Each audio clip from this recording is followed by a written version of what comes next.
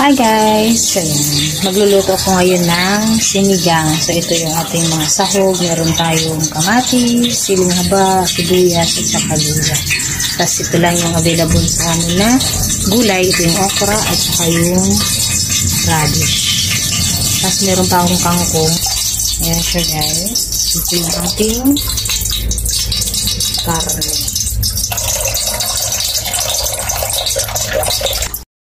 Ayan na guys, naggisa na tayo ng sibuyas, kamatis at saka luya. Pinagsabay-sabay na natin.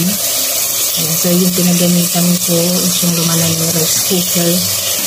Ayan, para marami tayong sabaw na ilagay. Ayan siya.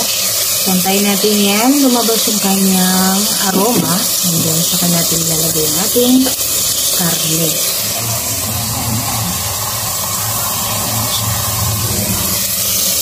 Okay.